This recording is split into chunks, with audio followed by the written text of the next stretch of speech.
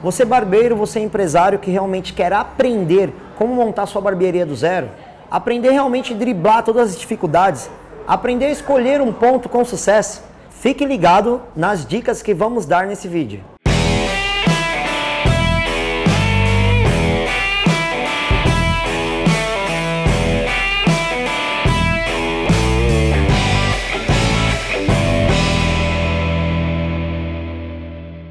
Muitas pessoas me perguntam como que eu fiz para montar para mais de 15 barbearias, né? Qual é o segredo do sucesso? E aí eu posso detalhar no primeiro passo. Primeiro passo é realmente você escolher que você vai trabalhar na barbearia. A barbearia, ela te consome bastante. Então, às vezes, é a primeira ideologia que tem. É ter uma pessoa responsável pelo aquele espaço. E aí, posterior a isso, seria já o segundo passo, é você escolher o ponto. Isso realmente é uma coisa crucial. E aí tem alguns detalhes no ponto que faz total diferença. O ponto da barbearia, às vezes o pessoal acha que tipo assim, pô, tem uma barbearia aqui na rua, eu não vou abrir. Tem algumas barbearias no bairro, eu não vou abrir, né? Nós estamos aqui na cidade de São Paulo. O ideal para você achar um ponto é sempre de um lado que tenha um ponto que vai te potencializar, né? O que seria isso? É você escolher, eu particularmente sempre escolho do lado de algum hipermercado, supermercadinho, se for numa vila, um restaurante, padarias, 24 horas, um ramo muito alimentício. Por quê? Porque geralmente as pessoas têm que se alimentar. Então, ali vai ter muita gente. E aí, nessa hora que vai ter muita gente, você tem que estar onde tem muita gente, né? Então, o ponto, geralmente, você não tem que ficar precisando com que você faça um marketing digital, que é a nossa era agora, para atrair pessoas até lá.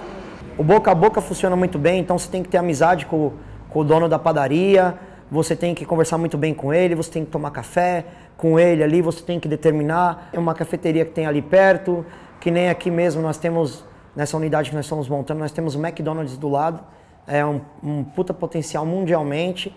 Então você tem que entender as marcas que tem ao seu lado, que automaticamente você está introduzindo como escada, né? Primeiramente para o seu ponto que você está abrindo do zero, onde as pessoas ali literalmente não te conhecem e realmente isso vai fazer total diferença no seu faturamento mensal de início, né? A barbearia ela é um empreendimento que ela se paga natural. Ela se paga desde o princípio quando você já abriu ela. O que eu faço literalmente para escolher? Eu faço o seguinte. Primeiro, eu quero saber quanto que eu vou cobrar pelo corte. Hoje o corte de cabelo ele é muito regional. Então, se você está na região sul é um valor, norte é outro, leste é outro e assim sucessivamente. Só que o que termina acontecendo? Eu tenho mais ou menos um padrão de valor de corte. Então eu não vou muito inferior e nem vou muito superior. Eu fiz uma escolha regional hoje, né? Eu fui fazendo como que os mesmos clientes fossem para todas as barbearias. Quanto mais barbearia eu abro perto de um cliente que vá até mim, que vem de longe, mais fácil fica para ele cortar. E mais fácil ele, com o nosso atendimento, ele vai trazer mais pessoas. Então eu acho que o ponto também você tem que escolher a região que você quer trabalhar. Por exemplo, nós estamos aqui na região de Santana, uma região muito boa, muito farta. É uma região muito bacana e eu atinjo, acho que o público-alvo. Eu sou amante do café, então eu gosto de tomar um cafezinho. Às vezes você vai até uma padaria e o café ele vai ser R$1. E às vezes você vai até uma padaria e aquele café vai ser R$4,50, o mesmo cafezinho no copo americano, né? Então a gente consegue entender qual é o valor da região. E aí você faz uma simples pesquisa de um café, você fala assim, pô, eu sei o preço que eu posso cobrar aqui. Porque se a pessoa está acostumada a pagar R$5, R$6, R$7 em um café, ela realmente vai pagar muito mais caro num corte de cabelo, né? E se ela está acostumada a pagar R$1, R$1,10, R$1,20, como eu tenho a padaria lá perto da onde eu comecei, no meu bairro, lá na Casa Verde, que cobra hoje R$1,50 num café, eu sei o valor que tem que ser cobrado naquele bairro também. Então é um dos pontos, né? Mas tem muitos fatores que faz você juntar e determinar um preço. Quais são esses outros fatores? Quando você não abriu um ponto ainda, não sabe por onde começar, não realmente está procurando um galpão, um espaço. E aí você começou a ver o que tem do seu lado que deu sucesso. Às vezes tem as pessoas que falam assim, eu escolho minha casa pelos meus vizinhos. Não é mais ou menos isso? Então, na realidade, eu também faço essa escolha. Eu vejo meus vizinhos. Às vezes, meus vizinhos têm potencial. Porque todo mundo vai até os meus vizinhos e automaticamente vem até mim. Então, tipo, eu acho que para quem não sabe ainda por onde começar e vai escolher o primeiro ponto, realmente tem que olhar os seus vizinhos. Olhou os seus vizinhos, você vai realmente estar fazendo a escolha certa. Às vezes a gente vê um vizinho ali que ele trabalha há 20 anos e não teve um crescimento nenhum. E aí você fala, será que é a pessoa que está trabalhando? Será que é o bairro? Para você ter uma ideia, eu montei uma barbearia em um bairro aonde eu não tive o sucesso. Entendeu? Eu montei uma barbearia aonde realmente ela fechou. Posterior a 8 meses e eu deixei fechar. Eu queria sentir essa dor de perto, saber o que era fechar uma barbearia, sofrer com isso e aprender com isso, né? E eu aprendi bastante. Esse bairro, ele é um bairro que ele é dormitório. Ele é um bairro de alto padrão, só que as pessoas que estão ali só chegam para dormir. Ele não é um bairro que tem movimentação o dia inteiro. Ele é um bairro bom, o metro quadrado dele é caro, o corte dá para cobrar caro no valor, mas as pessoas só chegam para dormir. Entendeu? A referência daquele bairro é um hospital gigantesco que tem lá, que eu achei fantástico, mas as pessoas que vão para o hospital, elas não estão pensando em cortar o cabelo. E aí eu pensei totalmente errado nessa época aí. Entendeu? Então hoje, Lelê, eu não corro mais risco, eu vou para o ponto certo. Encontrei o ponto. Depois que eu encontrei o ponto, aí eu começo a fazer a distribuição de todos os nossos móveis, né? Então eu penso primeiro no diâmetro, certo? Daquele espaço mesmo. E depois desse espaço eu vou entendendo aonde vai as bancadas, porque eu sempre monto as minhas barbearias com a porta de vidro transparente.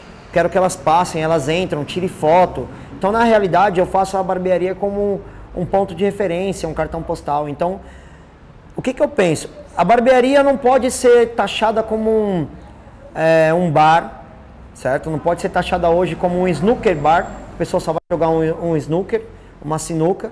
Então ela tem que ver o barbeiro. Aí é onde eu chamei a atenção.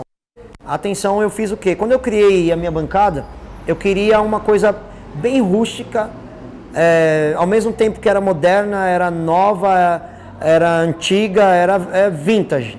Na realidade foi isso. Quando eu criei... Por quê? Porque eu sabia que o artista que está ali, que é o barbeiro, ele tinha que ter atenção para ele. E quando as pessoas entram na minha barbearia e vê aquele camarim, vê a cadeira em si, ela já vê o artista principal, certo? Que é o barbeiro ali. As demais coisas são para todo o conforto do cliente, né? Então eu penso primeiramente aonde eu vou pôr as bancadas, como os barbeiros vão ser vistos dentro da minha barbearia. E aí, ok. Posterior a isso, eu tenho uma mesa de bilhar que é bem... A gente fala que é a cereja do bolo da nossa barbearia, que é uma mesa de Mustang, né? Então hoje não é em qualquer lugar que você encontra um Mustang dentro de uma barbearia. Então, tipo assim, eu faço a parte de medição com que caiba a mesa ali e não atrapalhe o funcionamento da barbearia. E aí, nisso eu faço a distribuição. Por exemplo, nessa barbearia aqui mesmo, eu tive que colocar a bancada de um lado, bancada do outro, por conta do tamanho do espaço, né? O tamanho aqui. E eu precisava deixar um espaço ali para mesa de bilhar. Então, tipo assim, não tinha outra solução. Mas eu gosto mesmo de colocar um paredão inteiro somente dos meus barbeiros. Por quê? Porque se tiver 5 barbeiros, 10 barbeiros, 15 barbeiros, vai estar todo mundo ali. Ali é o palco deles. Ali eles vão ser verdadeiros artistas. Então essa é a imagem que eu quero que todo mundo entre na barbearia e veja. E ali eles vão fazendo o trabalho deles e verdadeiramente aquele trabalho artesanal onde cada coisa vai sendo colocada no seu lugar até que sai aquela obra-prima que é o corte de cabelo. E aí eu começo a separar. Aí eu penso em espaço de circulação. Isso é muito importante. Por quê? Porque às vezes a barbearia fica tão cheia, as pessoas enchem muito aquela barbearia de informação, de um monte de coisa, que ela não tem espaço de circulação. As pessoas não conseguem andar, não conseguem ver aquela coisa meia natural. Isso aqui é uma barbearia, sabe? Isso aqui eu consigo chegar a me sentir à vontade. Um ponto chave, que parece bobeira, mas é muito importante, é um ponto de saída de água e saída de esgoto, porque ali é onde você vai ligar seu lavatório. Então, às vezes, na sua obra, você simplifica muito a sua obra se você já pensa nisso. Aonde vai cada móvel, né, da sua barbearia, aonde vai a recepção, por exemplo, aonde vai cada detalhe na barbearia, tem uma coisa que é simples, você entender esse layout. Como que você gostaria de entrar numa barbearia e ela ser receptiva a você? Então é essa maneira que eu penso. Trabalho de 19 anos com barbearia. Então eu ponho o pé na porta da barbearia, eu quero entender aonde eu olho e seria uma recepção. Aonde eu vou olhar e falo, ali tem um bebedouro de água, ali tem um filtro, ali vai ficar o café. Entendeu? Por quê? Porque cada coisa que você vai pensando aonde vai ficar, é literalmente como você gostaria de ser tratado. Então eu quero entrar, eu quero cortar o cabelo, aonde eu vou? Eu quero entrar, eu quero marcar um horário, aonde eu vou? Eu quero entrar, eu vou trazer meu filho, aonde eu vou esperar meu filho? Eu quero entrar, eu vim com um amigo e mais outro amigo que está cortando, mas o que eu vou usar como interatividade, como distração, né? Então eu fico pensando em todos esses pontos. Se eu estou sozinho esperando, aonde eu vou assistir alguma coisa que passe o meu tempo?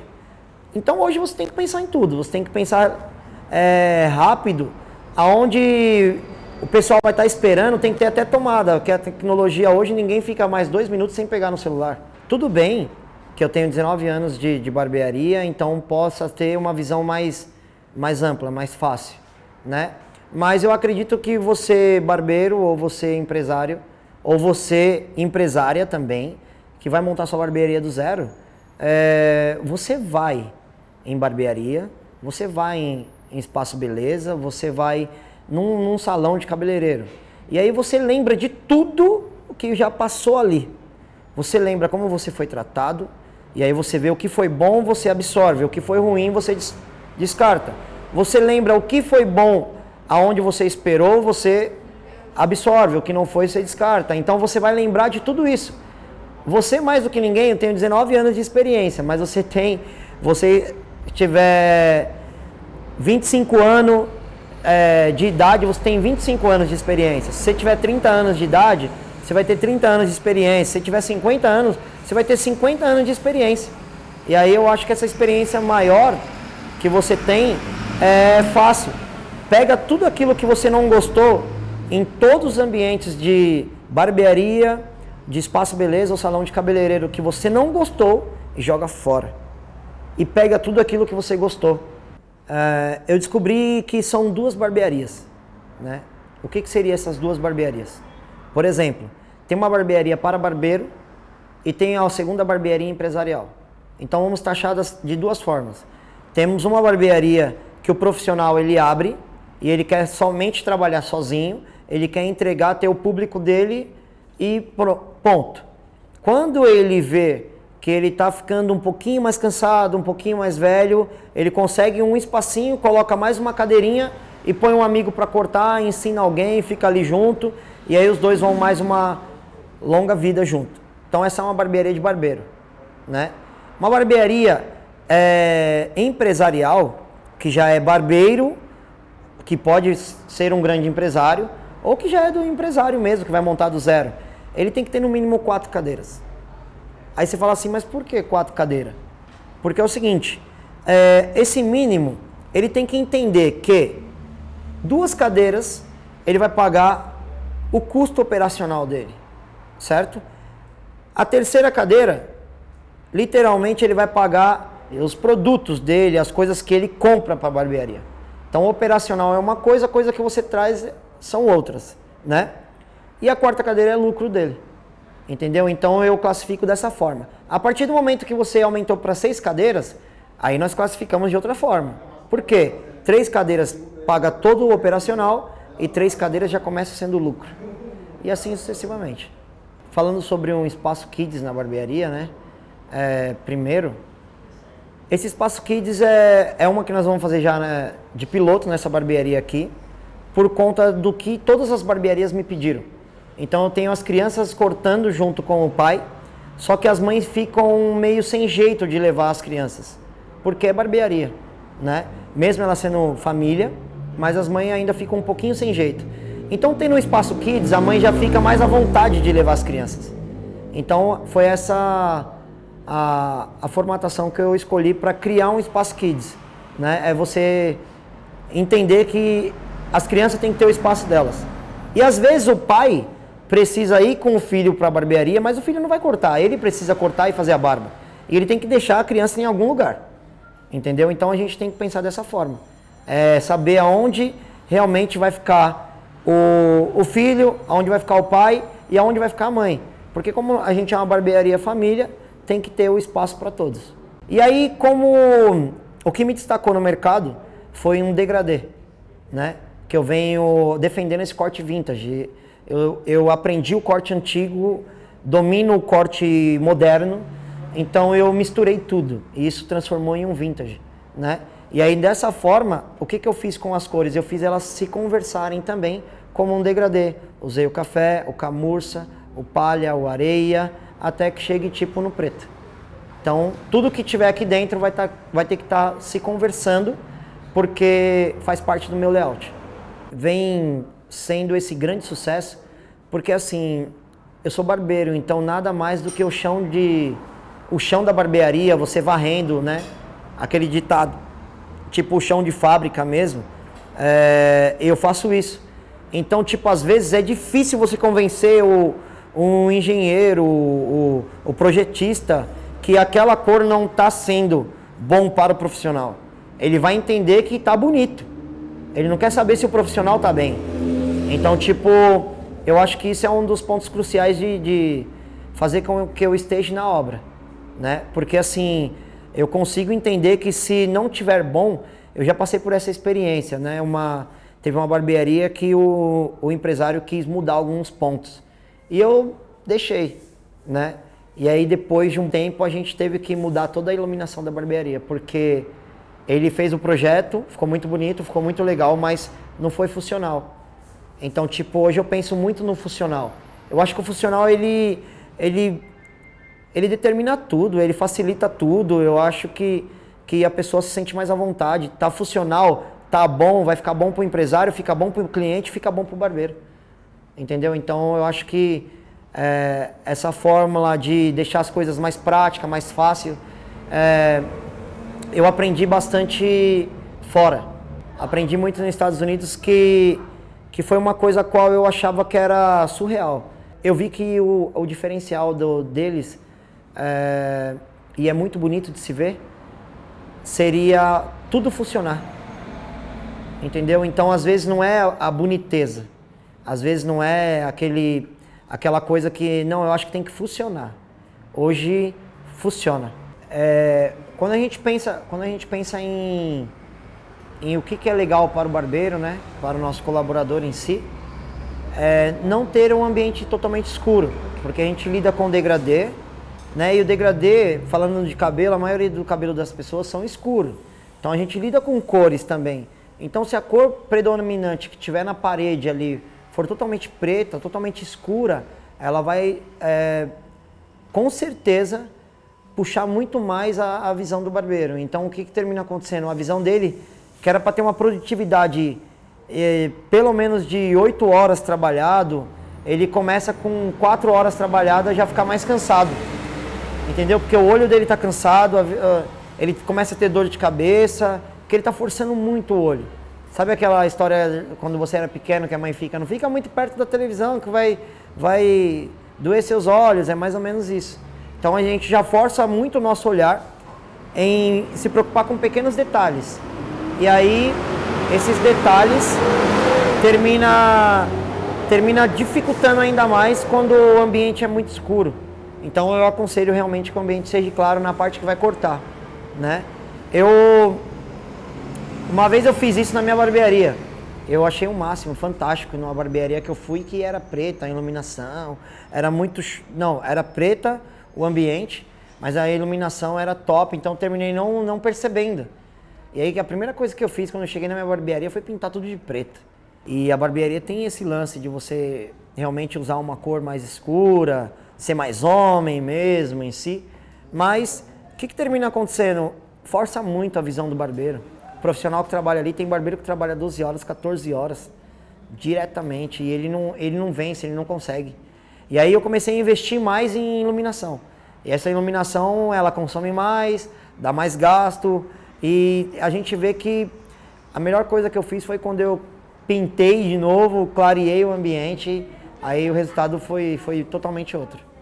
Me deu mais disposição, mais... Não forcei tanto mais o meu olho, não precisava ficar girando muita cadeira porque o ambiente já estava claro, estava mais fácil para mim trabalhar e assim sucessivamente. Quando você está montando um projeto, montando uma coisa a qual você... Ninguém monta um negócio para terminar o negócio durante 5 meses, 3 meses, né?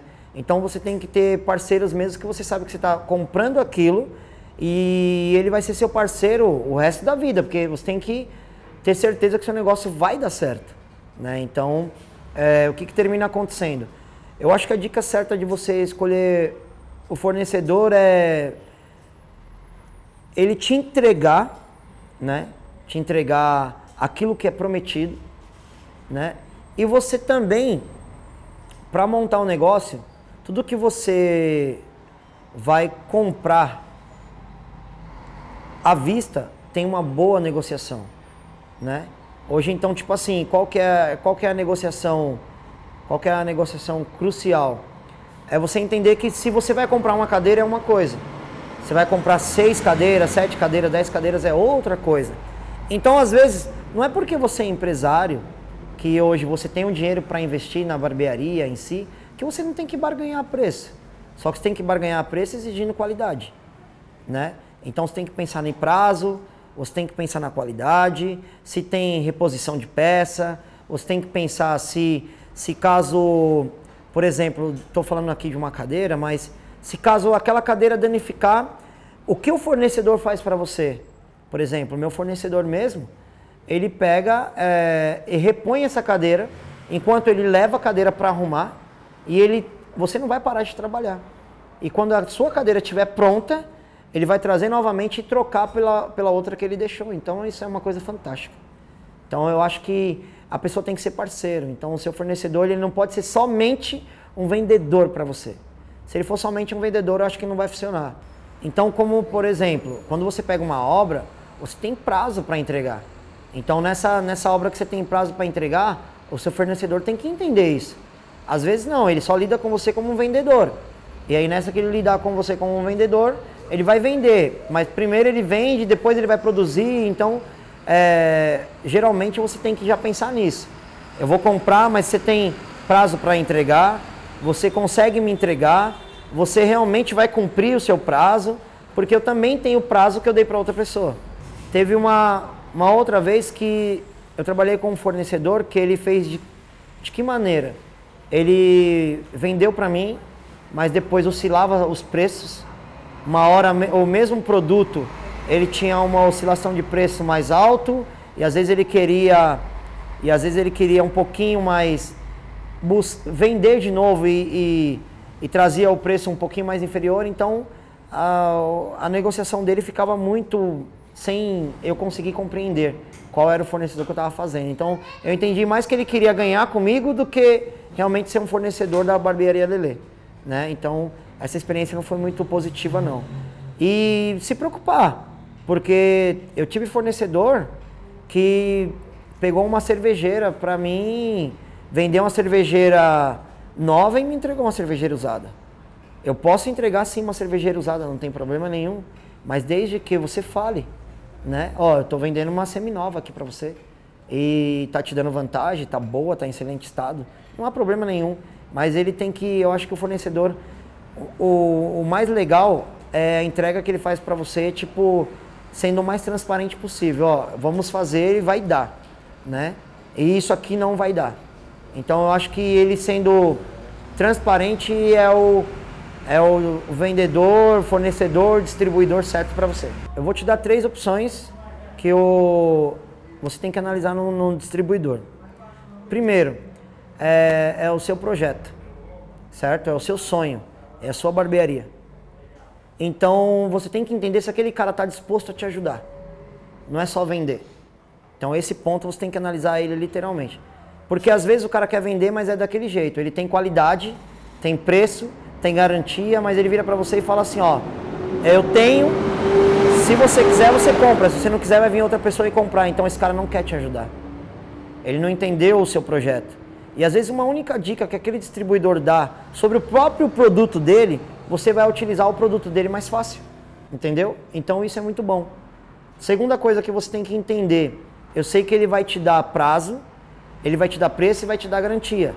Mas será que ele vai conseguir te dar prazo e preço? Entendeu? Ele vai falar assim, não, se você me pagar, eu te entrego mais rápido. Se você parcelar, eu vou te colocar numa fila. Então você tem que analisar qual é a necessidade do seu projeto, né? Para saber se você vai fechar com aquele fornecedor de verdade, né? E a terceira coisa, eu acho que o pós-venda desse fornecedor é o que realmente vai fazer a diferença dele, não é nem sua. Porque ele vai te ligar só para saber se deu certo. Eu tive uma experiência, quando eu comecei a montar essas bancadas, eu mesmo fazia na mão, né? E depois eu comecei a passar para uma marcenaria. Só que a parte de cima que vocês vê, sem ser a parte de baixo que é totalmente mais rústica, eu fazia na mão, eu mesmo. Só que eu fui até uma distribuidora de MDF, pedi para que o cara cortasse a madeira para mim, aí ele filetasse, ele me desse algumas dicas, algumas ideias, e nós trabalhamos junto, e praticamente esse cara virou meu fornecedor. Simplesmente porque ele deu algumas ideias, ele falou, ó, não compra esse parafuso médio não, compra já um grande, só que você usa primeiro uma broca para fazer o furo, não tenta parafusar direto. Porque você tem uma parafusadeira, você compra. Só que toda vez que você parafusar o MDF direto, ele vai abrir, ele vai rachar. Então se você usar uma broca fininha, você vai simplesmente furar primeiro e depois parafusar. E aí você vai ter força, mas você vai ter o seu produto totalmente intacto, não vai estar quebrado. E pô, isso foi uma puta dica pra mim. Eu falei, meu, esse cara quer me ajudar.